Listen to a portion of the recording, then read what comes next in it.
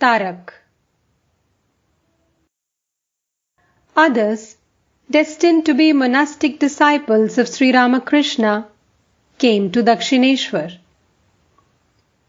Tarak Ghoshal had felt from his boyhood the noble desire to realize God.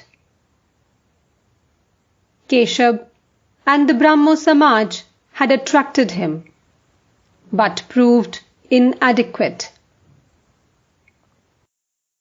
In 1882, he first met the master at Ramachandra's house and was astonished to hear him talk about Samadhi, a subject which always fascinated his mind.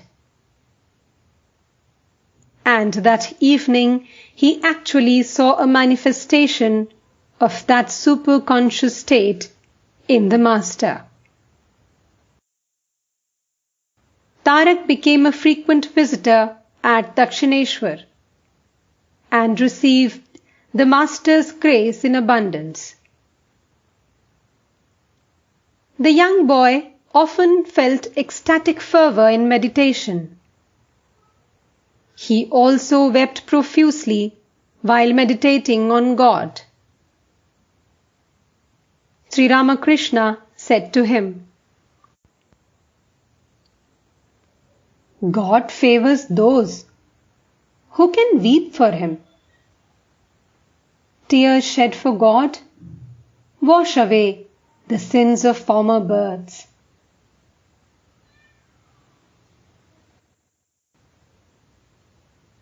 Babu Ram. Babu Ram Ghosh came to Dakshineshwar accompanied by Rakhal, his classmate. The master, as was often his custom, examined the boy's physiognomy and was satisfied about his latent spirituality. At the age of 8, Babu Ram had thought of leading a life of renunciation in the company of a monk, in a hut shut out from the public view by a thick wall of trees. The very sight of the Panchavati awakened in his heart that dream of boyhood. Babu Ram was tender in body and soul. The master used to say that he was pure to his very bones. One day, Hazra, in his usual mischievous fashion, advised Babu Ram and some of the other young boys to ask Sri Ramakrishna for some spiritual powers and not waste their life in mere gaiety and merriment. The master, scenting mischief, called Babu Ram to his side and said, "What can you ask of me? Isn't everything that I have already yours?" "Yes. Everything I have earned in the shape of realizations is for the sake of you all. So get rid of the idea of begging, which alienates by creating a distance. Rather, realize your kinship with me and gain the key to all the treasures."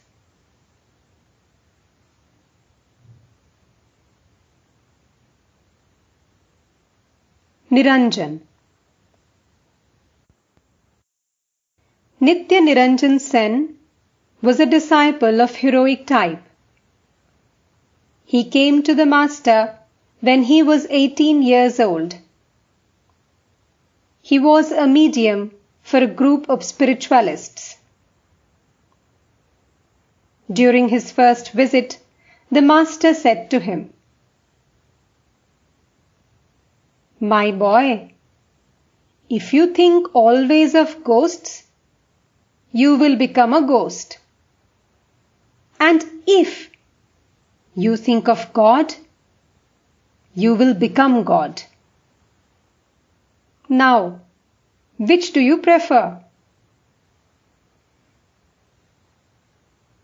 Niranjan severed all connections with the spiritualists.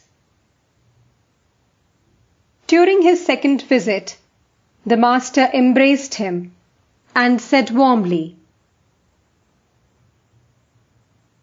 "Niranjan, my boy, the days are flitting away. When will you realize God? This life will be in vain if you do not realize Him. When will you devote your mind wholly to God?" Niranjan was surprised to see the master's great anxiety for his spiritual welfare. He was a young man endowed with unusual spiritual parts. He felt disdain for worldly pleasures and was totally guileless, like a child. But he had a violent temper. One day, as he was coming in a country boat to Dakshineshwar, some of his fellow passengers began to speak ill of the master. Finding his protest futile, Niranjan began to rock the boat, threatening to sink it in midstream. That silenced the offenders. When he reported the incident to the master, he was rebuked for his inability to curb his anger.